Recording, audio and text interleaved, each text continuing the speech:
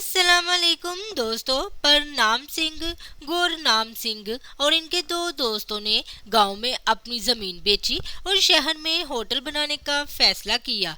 इन्होंने शहर में बेहतरीन जगह पर आलीशान होटल बनाया, मगर एक महीने तक इनके होटल में एक गाहक भी ना घुसा, क्योंकि इसलिए कि चारों ने पिंड से लाकर अपने चार बुल्ली कुत्ते भी होटल के दरवाजे पर बांध दिए थे।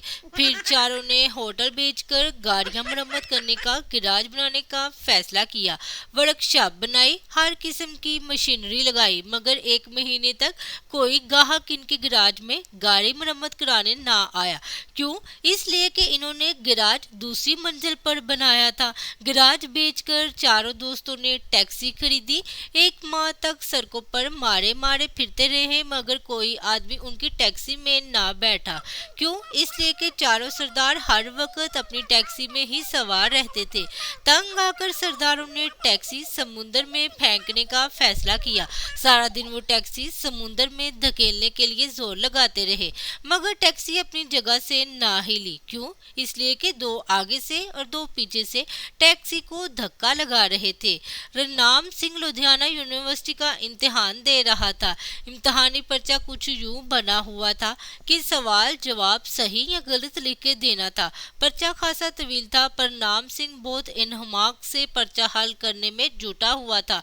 निगरान टहलता हुआ परनाम सिंह के पास पहुंचा तो उसने देखा कि परनाम सिंह ने 1 रुपए का सिक्का हाथ में पकड़ा हुआ है। हर सवाल पर वो उसे उछालता है, सिक्के का रुख देखता है और सवाल का जवाब गलत या सही लिख देता है। निगरान बहुत हैरान हुआ। उसने पूछा, काका जी ऐ की कर रहे हो? परनाम सिंह कहने लगा, सरदार जी पर्चा हल कर रहे वा। निगरान कहने लगा, पर तुसी बार बार रुपया सुट के टास क्यों कर रहे हो? परनाम सिंह बोला, सर जी ऐसे 150 साल नहीं, मैं हर सवाल ते टास करना भी सीधे पासे आवे ते जवाब ठीक, पुट्ठे पासे आवे ते जवाब गलत। साइंस ए कहती है कि इस तरह मेरे आधे जवाब जरूर ठीक होंगे। निगरान परनाम सिंह के साइंस के इल्म से बहुत मुतासिर हुआ और वापस चला गया। पर्चे का वक्त खत्म होने वाला था तो फिर वो परनाम सिंह के पास आया। देखा कि परनाम सिंह बार बार सिक्कर उछाल रहा है, साथ में गालियां भी दे रहा है। इसने पूछा, काका जी की गाले बड़े गुस्से विचो पड़ताल करन वास्ते टास करनो भी ते भूनती दा जवाब कुछ होर आंदा है। एक खतून ने दूसरी खतून से पूछा, जन्नत में मुर्दों को तो हूरें मिलेंगी, मगर औरतों को क्या मिलेगा? यही अपने अपने खावन। दूसरी औरत ने जवाब दिया, मैं।